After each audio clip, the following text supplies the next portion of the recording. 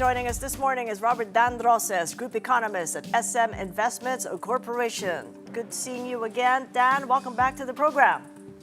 Thank you, Kathy. Thanks for having us. Okay, so you've shared the stage with Governor Eli last February 11th at the MAP Forum, and you were a reactor in there. You've just heard him moments ago in my conversation.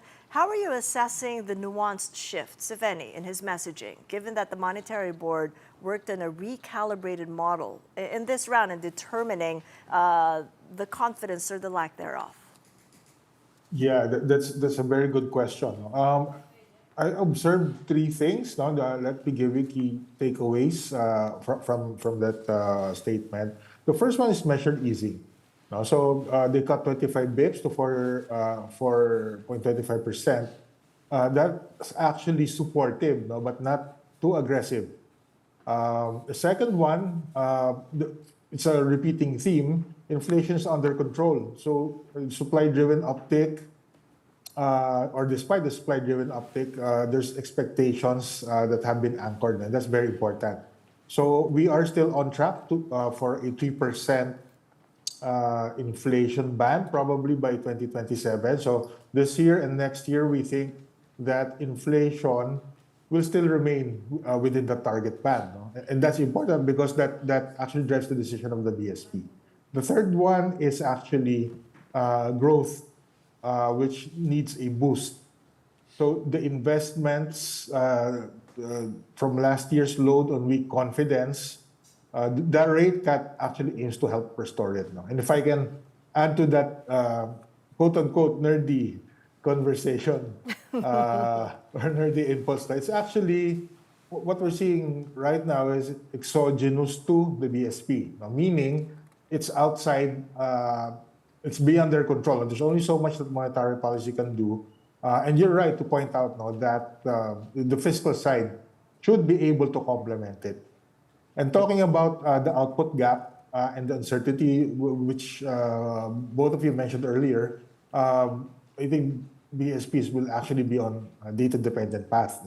So there's no preset course for the BSP. They will likely respond to evolving conditions, and that was made clear by the statements of the governor. Yeah, and those evolving conditions really anchored on that confidence shock that he made a mention of repetitively in the media briefing, and that bigger output gap, Dan. From the perspective of corporate, what are you seeing in terms of investment and spending in the transition, the transmission of the rate cuts and what he's been doing, and also the messaging on investment and spending? Okay, if we put a metric on how the previous rate cuts, I'm not talking about the recent one.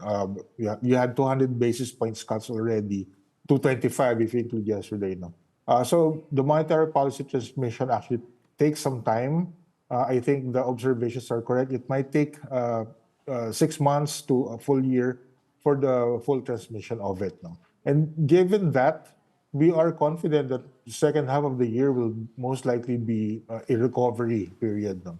So that's why a lot are projecting that GDP growth for 2026 will be much better compared to last year. No? So the transmission takes some time, but if we measure it by how successful inflation has gone down, I would say that it has worked.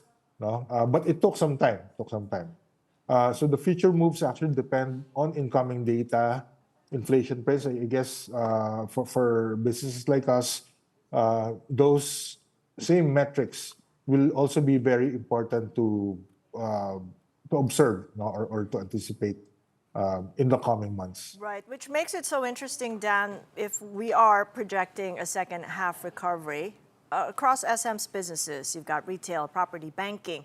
Where are you already seeing the benefits of lower rates? And where does the economy still feel stuck in a wait and see? Well, I think it's mostly, same thing as what the central bank is seeing. It's still confidence. No? Fourth quarter, we saw the GDP data already. We saw household consumption, which forms a big part of our businesses. It was flat. So given that it was a consumption quarter, that tells us something very big, no? Which means that confidence is actually um, how do you say this? Confidence is actually flat as well.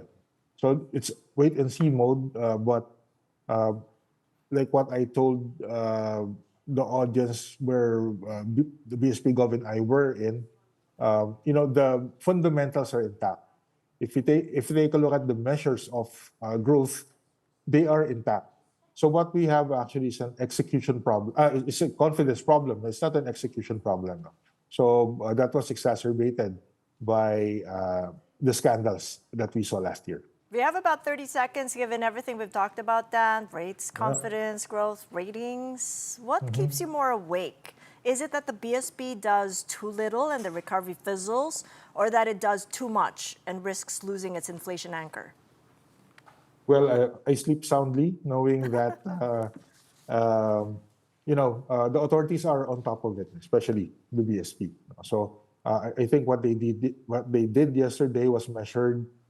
It was widely expected that they will be doing that, so it was priced in already.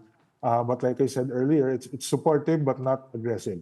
No? So at least we are doing those. The stepping stones are actually in place already. So that will help in restoring confidence. And if it helps to know the governor's just listened to this conversation, Dan, I hope he sleeps soundly too, just like you. Thank you so much for joining us, for your insights. I much appreciate Robert Dan Roces of SM Investments Corporation.